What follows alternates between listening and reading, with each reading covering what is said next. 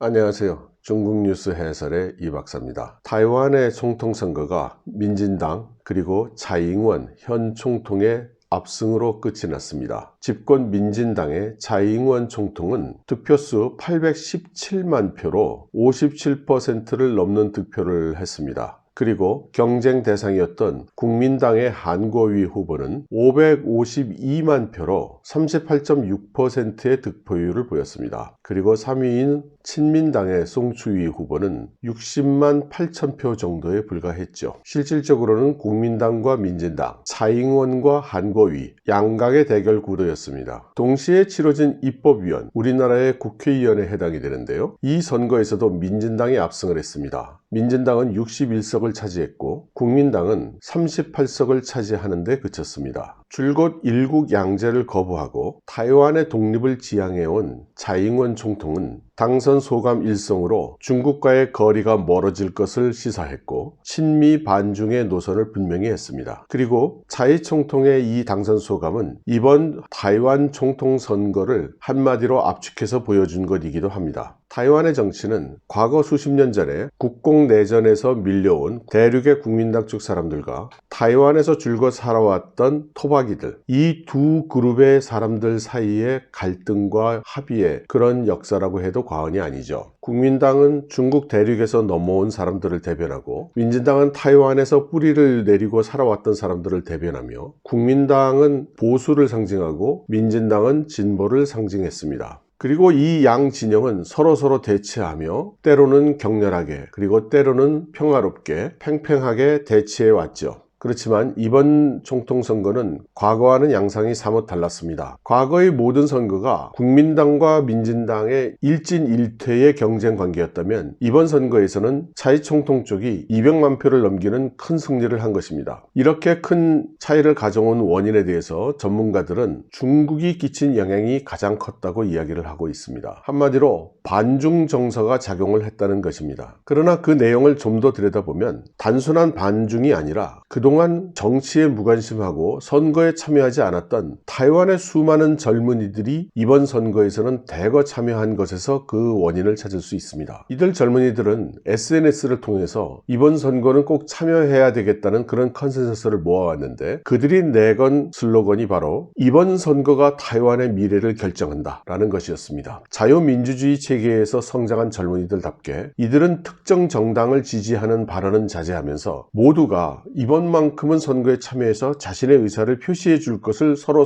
요청했습니다. 타이완의 미래가 나라와 민족 그리고 자신들의 장래가 이번 선거의 결과에 달려있다고 생각한 것입니다. 그리고 결과적으로 이들 대부분은 민진당 그리고 차잉원 총통에게 표를 주었는데 사실 이 사람들은 민진당을 좋아하거나 차잉원 총통을 지지하는 세력이라고는 할 수 없습니다. 전문가들의 지적대로 타이완의 젊은이들이 중국의 체제 하에서는 살 수 없다는 그런 의사를 분명히 한 것으로 풀이되는 것이죠. 전문가들과 매체들은 또 이번 타이완 선거에 큰 영향을 준 두 번째 요인으로서 미중 갈등을 들고 있습니다. 타이완 사람들에게 있어서 중국 대륙은 애증이 교차하는 대상입니다. 중국이 있기 때문에 많은 비즈니스 찬스를 가질 수 있고 취업의 기회를 가질 수 있는 그런 경제적 수혜를 가져다 주는 곳이기도 하지만 무력으로 통일을 획책하고 전 세계에서 타이완을 외교적으로 독립시키고 있는 위협이기도 한 것이죠. 그런가 하면 타이완 내부는 자신의 아이덴티티를 중국인으로 생각하고 있는 소위 외성인 그룹과 자신의 아이덴티티를 타이완인으로 삼고 있는 그런 내성인들이 또 서로 갈등을 겪고 있었습니다. 말하자면 사랑과 미움이 교차하고 애증이 교차하는 그런 복잡한 것이 타이완과 중국 대륙과의 관계라고 할 수 있습니다. 그런데 지난 1년 이상 진행되어 온 미중 무역전쟁 그리고 미중 간의 갈등은 중국과 서방 자유주의 체계가 어떤 차이가 있는지를 아주 극명하게 다 드러내 내줬다고도 할 수 있습니다. 중국의 비약적인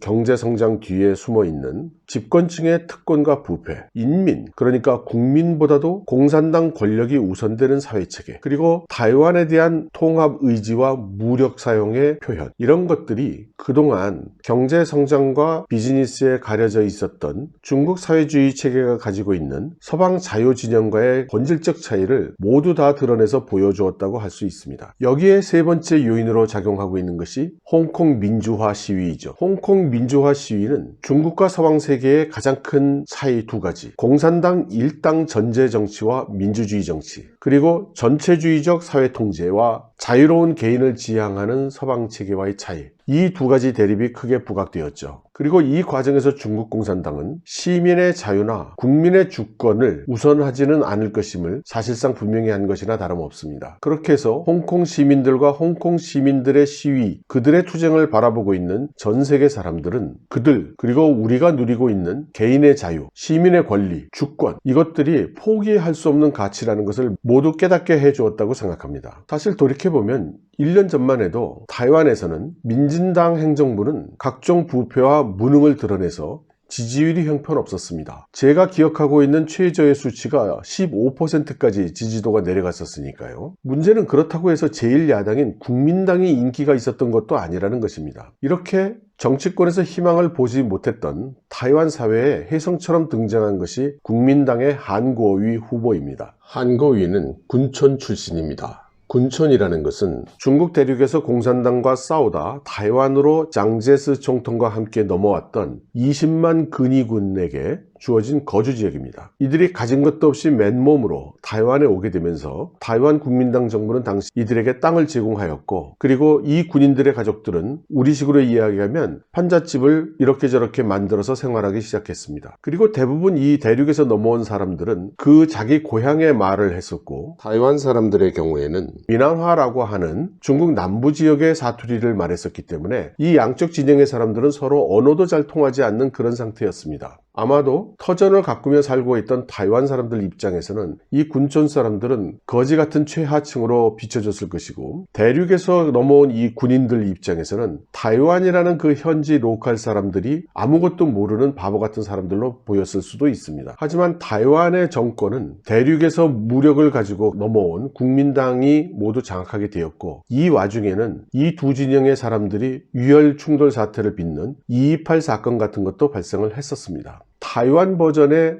광주 사태라고도 할 수 있는데요. 이 사건을 모티브로 해서 만든 영화가 유명한 비정성시입니다. 제 아내도 이런 군촌에서 자란 타이완 사람입니다. 그리고 장인어른은 국민당 군대에서 대령으로 예편하신 분이죠. 그래서 저는 한국인이지만 이런 타이완에 오랫동안 뿌리 깊게 내려왔던 국민당과 민진당, 대륙 출신 사람들과 타이완 토박이 사람들 간의 갈등, 이런 것들을 비교적 이해하고 있다고 생각합니다. 당시 장제스 총통과 함께 타이완으로 넘어왔던 이 대륙에서 온 소위 외성인들은 당연히 자신들의 아이덴티티를 중국인이라고 봅니다. 문제는 타이완에서 오래 살아왔던 사람들은 꼭 그렇지가 않다는 것이죠. 대륙에서 넘어온 외성인들과 달리 타이완 내성인들의 시각에서는 자신들이 중국이라는 커뮤니티에 속한다는 그런 소속감을 찾기가 어려웠습니다. 타이완이라는 이 섬은 가장 먼저 알려진 것은 네덜란드에서 식민지로 삼으면서입니다. 그 후 포르투갈 선원들이 너무나 아름다운 섬이라고 해서 포모사라는 이름도 붙여주었죠. 그리고 실제로 한인들이 대규모로 이주하게 된 것은 명나라가 망하고 청나라가 중국 대륙을 휩쓸고 있을 때 청나라에 항거하던 한족들이 그 거점을 잃고 타이완으로 넘어와서 반청복명의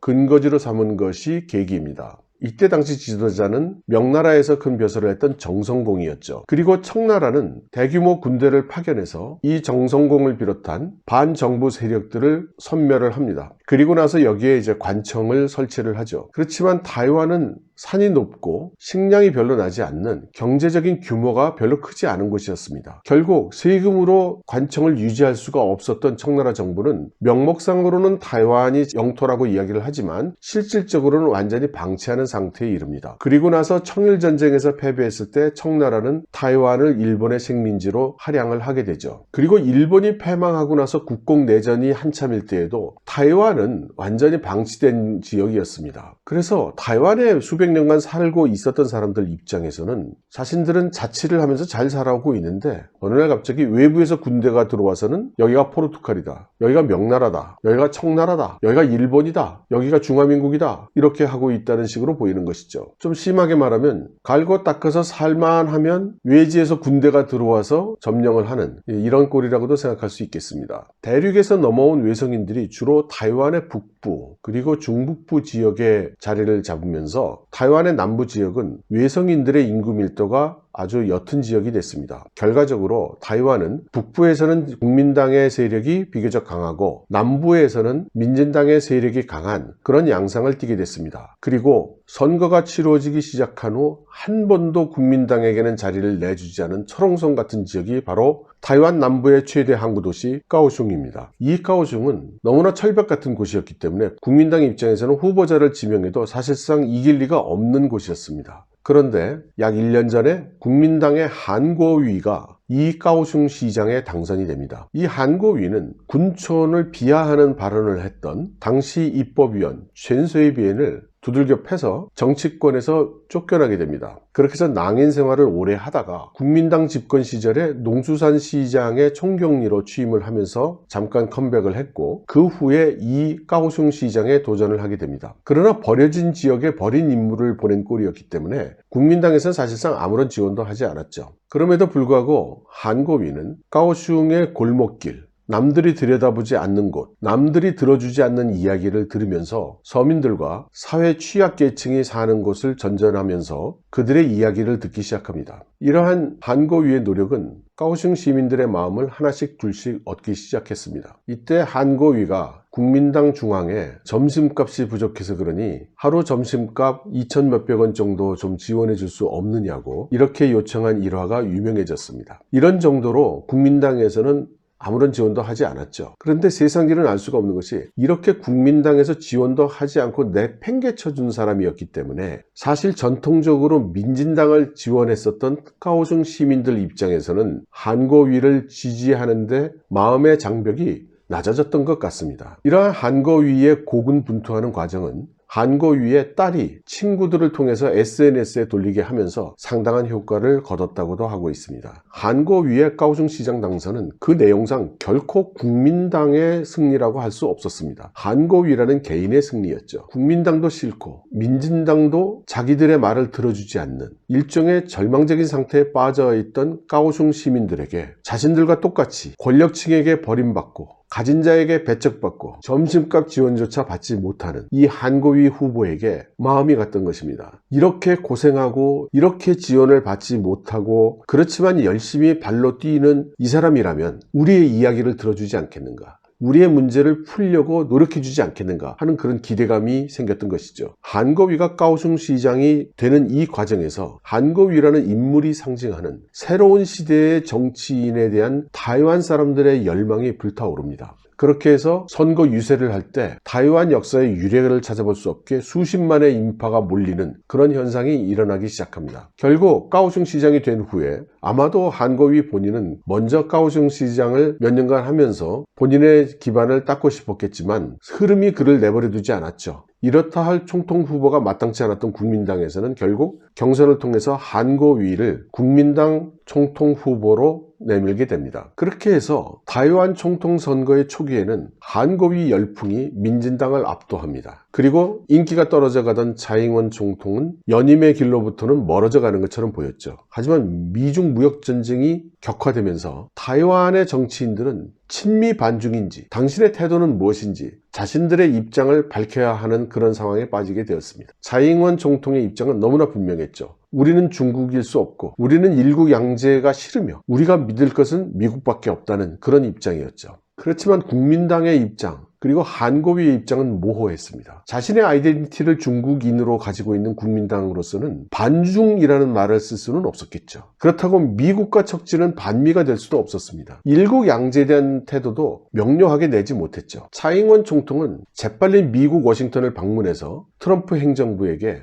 자신의 입장을 전하고 미국이 지지해 줄 것을 요청을 하고 돌아옵니다. 그러나 국민당의 한고위 후보는 미국을 가니 못 가니 설왕설래 말이 받다가 결국 미국행을 포기합니다. 그러나 홍콩에 있는 중국의 연락 반공실 중련반에는 가서 미팅을 가짐으로써 민진당으로부터 옳았구나, 한고위 당신은 반미 친중이야 라는 공격을 자초하게 됩니다. 나중에는 한고위에게 까오슝 시장 선거에서 2천만 위안의 선거 자금을 받았다는 그런 마타도도 당하게 되죠. 이 타이완의 총통선거는 후반부에 들어서면서 미중 양국의 대리전 같은 양상도 띠기 시작합니다. 미국의 트럼프 정부 입장에서는 대중국 전략에서 타이완이 차지하는 전략적 의미는 너무나 소중했죠. 그래서 트럼프 대통령은 그간 미국이 제공하지 않았던 최신 군사 무기들을 타이완에게 판매하기 시작합니다. 그리고 AIT, American Institute in Taiwan, 말하자면 대사관 역할을 하는 이런 사무소를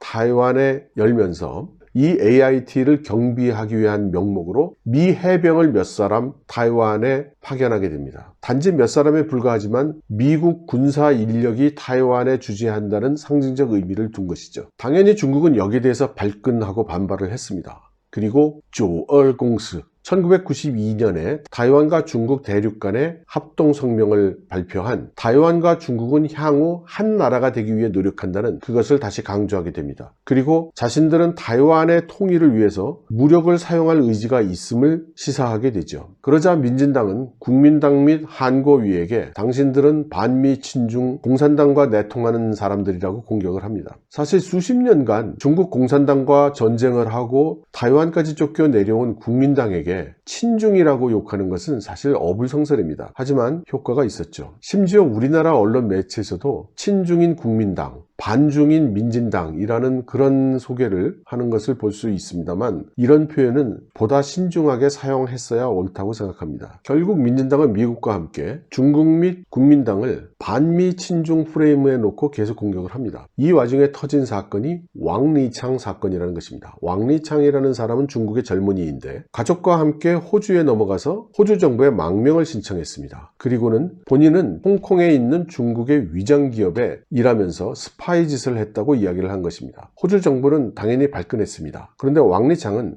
자신의 상사는 홍콩에 있는 투자회사의 사장인 샹신이라는 사람이라는 것을 밝혔고 이 사람이 중국 정부, 중국의 정보기관, 중국의 군과 긴밀히 연결되어 있다고 그렇게 이야기를 했습니다. 여기에 대해서 중국 정부는 왕리창이라는 사람은 사기 전과가 몇 범인 믿을 수 없는 사람이라는 점을 부각시켰지만 샹신이라는 사람에 대해서는 이렇다 할 해명을 하지 못했습니다. 샹신과 그 부인 꽁칭은 중국의 권력층, 태자당에 속한 사람들로 생각이 됩니다. 이 부분은 자주 타이완을 왔다 갔다 했는데 이 소식이 공개될 당시에도 타이완을 방문하고 있었습니다. 그리고 중국으로 돌아가기 위해서 공항에 들어가던 길에 체포가 됐죠. 이 사건은 매우 복잡하고 무엇이 진실이고 무엇이 거짓인지 알 수 없는 여러 가지 설이 왔다 갔다 하고 있습니다. 타이완 정부의 능력으로는 샹신의 소재지를 파악하거나 그를 이렇게 빠른 시간 내에 체포할 수 없었는데 미국의 CIA가 정보를 주었다는 그런 말도 있고 이 모든 것이 미국의 작전이라는 그런 말도 있습니다.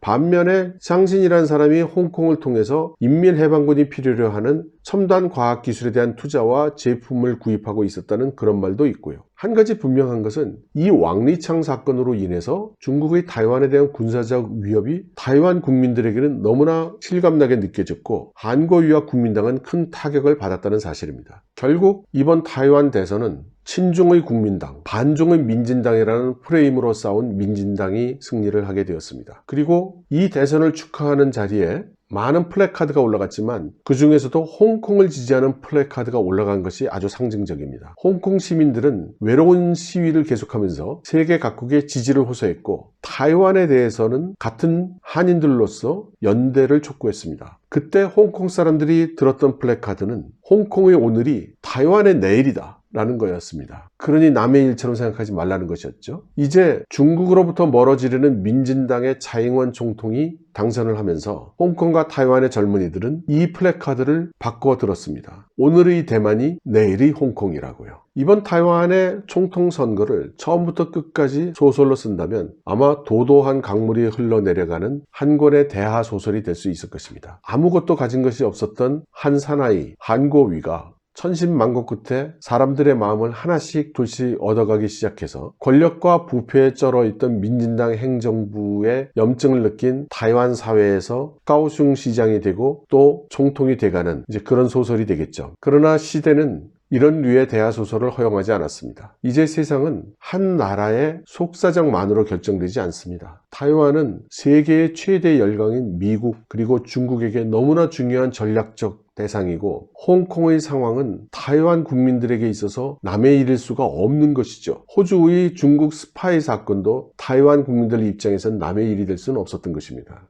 결국 작금의 시대는 한 나라의 정치 상황이 단지 국내 요인만으로 결정되지 않으며 오히려 국외의 글로벌 요인이 더 크게 작용을 하고 있는 것입니다. 그리고 이 세계라는 바닷속에서 타이완이라는 도도한 강물은 삼켜질 수밖에 없는 운명이었던 것이죠. 그렇다면 이렇게 외국 세력이 작용한 타이완의 총통선거는 잘못된 것일까요? 그건 그렇지 않을 것입니다. 공정한 선거가 이루어졌고, 무엇보다도 타이완의 젊은 세대들이 자신들의 의지로 자신들의 미래를 결정한 것입니다. 국민당을 열렬히 지지하는 제 아내 같은 사람도 타이완의 젊은이들이 자신들의 미래를 이렇게 정했다면 받아들일 수밖에 없다고 수용하고 있습니다. 서로 다른 생각, 서로 다른 가치를 가지고 있다 하더라도 서로의 차이를 극복하고 수용할 수 있는 민주주의라는 것이 바로 이런 것이겠죠. 현재 국민당의 모습은 지난 세기 국공내전, 국공합작을 되풀이하던 전시대적 모습에서 별로 변하지 못했습니다. 100년 전의 모습에서 빠져나오지 못하고 있는 것이죠. 그러나 민진당이라고 해서 21세기의 비전을 제대로 제시하고 있거나 타이완의 빛나는 앞날을 약속하고 있는 것도 아닙니다. 단지 국민당은 민진당이 제시하고 있는 친미 반중의